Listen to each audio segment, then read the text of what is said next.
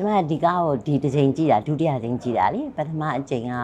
ဆန်ဆာမှာကြည့်ခဲ့ပြီးသားပါဒါပေမဲ့လို့နှစ်ခါပြန်ကြည့်တဲ့အခါကျမှပို့ပြီးတော့ကောင်းတဲ့အချက်တွေကိုတွေ့ရတာပေါ့နော်ကျမတို့ပထမအောင်ဆုံးည title ကိုပြောရမှာ title က gay ဟာဆိုတာ shelter လေဒါပေမဲ့တကဘာလုံးမှာရှိနေတဲ့လူတိုင်းက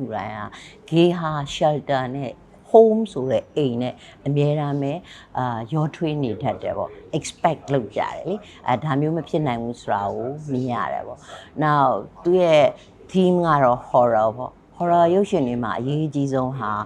story beat တွေပဲအဲဒီ story beat တွေဟာသူနဲ့နေရာတခြားပေါ့နော်ထည့်ထားတာကိုလည်းကျွန်မတွေ့ရပါတယ် and then characters တွေကအကုန်လုံးကသူတို့ရဲ့ characteristic တွေကိုပေါ်အောင်ပေါ့အောက်ထဲမှာ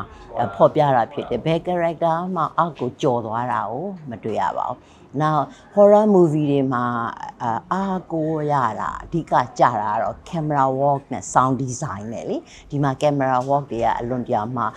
တိုက်ရက်တာကိုတွေ့ရပါတယ် sound design ကလည်း supporting effective ဖြစ်တာကိုတွေ့ရပါတယ်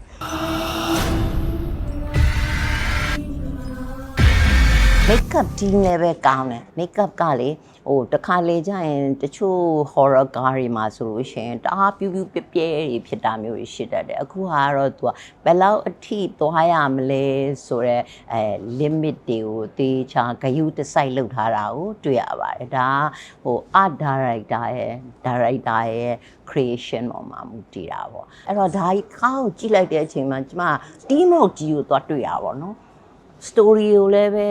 တီးဆောက်တဲ့လူဟာ story beat တွေကို puzzle လေးလိုပဲသူ့နေရာနဲ့သူနေရာတခြားလှုပ်သွားတယ်အဲ့ဒါတွေကိုပေါ်အောင်လဲ cameraman ကနေပေါ်ပြပေးနိုင်တယ်အဲ့တော့ after all ကတော့ director ရဲ့ vision ကသိကောင်းတယ်လို့ကျမတို့မြင်ပါတယ်ကျမအနေနဲ့ကတော့ဒါဗမာ horror ကားဆိုပေမဲ့လို့လည်းပဲ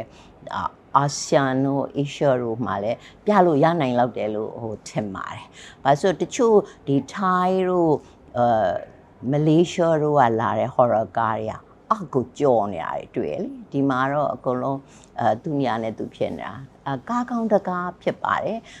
horror ကားကိုကြိုက်တဲ့လူတွေအတွက်ကတော့ဒါသိကိုကောင်းတဲ့မြန်မာ product တစ်ခုဖြစ်ပါတယ်ကျမတို့မြန်မာရုပ်ရှင်မှာဟိုခုနောက်ပိုင်းပေါ့နော်ဒါရိုက်တာအသစ်ကလေးရော producer အသစ်တွေ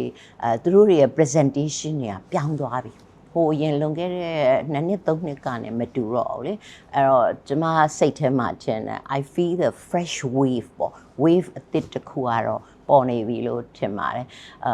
2030မတိုင်ခင်အတွင်းမှာပဲကျမတို့စီက production စီက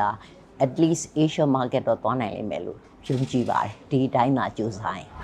ငါသားမျိုးညောစကားခွင့်လာတယ်အားလုံးကငါနဲ့တူတူခေါ်သွား